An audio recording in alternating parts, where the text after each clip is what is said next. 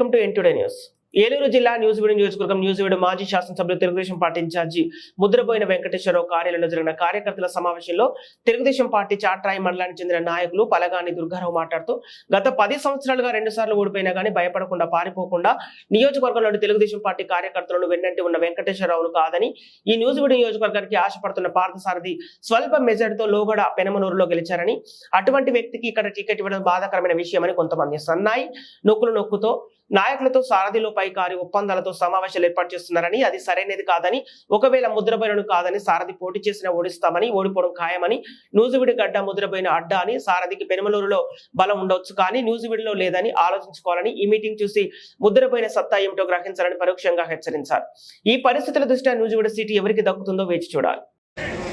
సమావేశానికి మన ప్రీతమ నాయకులు అలుపెరగకుండా 10 ఏళ్ళు ప్రజల మధ్యలో ఉంటున్న మన ముద్రబోయిన వెంకటేశ్వర గారికి ఇక్కడికి విచ్చేసిన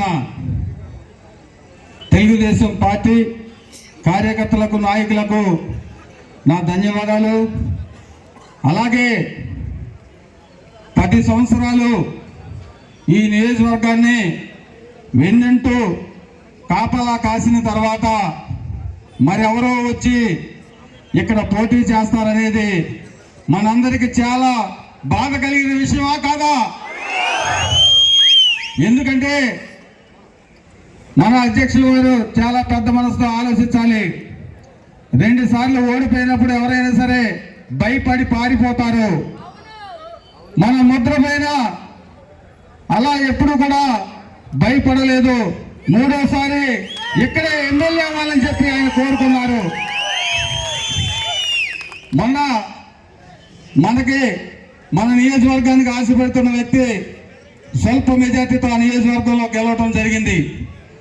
ఈ నియోజకవర్గంలో ఎన్నాళ్ళు కష్టపడినా మన ముద్రబోయిన గారిని కాదని వేరే వారికి ఇస్తే ఇందాక వచ్చిన పోలిన పరిస్థితి జరుగుద్దా లేదా? ఓటా నోటా?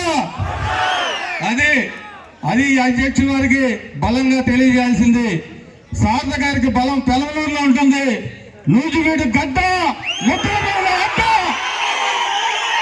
మీ రాజకీయ విధానం ఉంటే మీరు అక్కడ చూసుకోవాలి తప్ప ఇక్కడ మా మీద కొంతమంది ఉంటారు. 10 మందిలో ఎవరో ఒకరు ఉంటారు.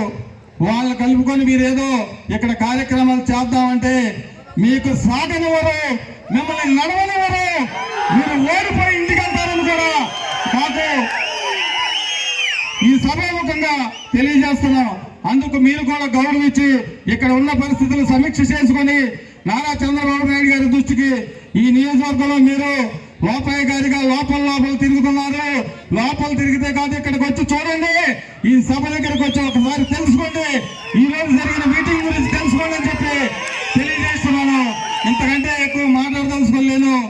మీరు ఎవరైనా సరే ఎక్కడైనా సరే నాయకులు కొంతమంది సన్నాయి నొక్కుతున్నారు.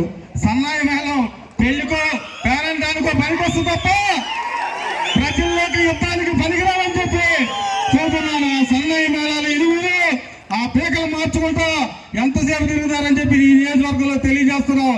ఈ గడ్డ ముద్రపైన అడ్డ ఈసారి ప్రజా సానుభూతి కలిగిన నాయకుడు ముద్రపైనని చెప్పి ప్రజల్లో సానుభూతి సంపాదించుకున్న నాయకుడు ముద్రపైనని చెప్పి ఈ సభాముఖంగా తెలియజేసుకుంటూ ఈ నియోజకవర్గానికి ముద్రపైన సారథి ముద్రపైన అభ్యర్థి అయితేనే ఈ తెలుగుదేశం నాయకులు ఓటేసి గెలుపుతారని చెప్పి తెలియజేసుకుంటూ సెలవు తీసుకుంటున్నాను.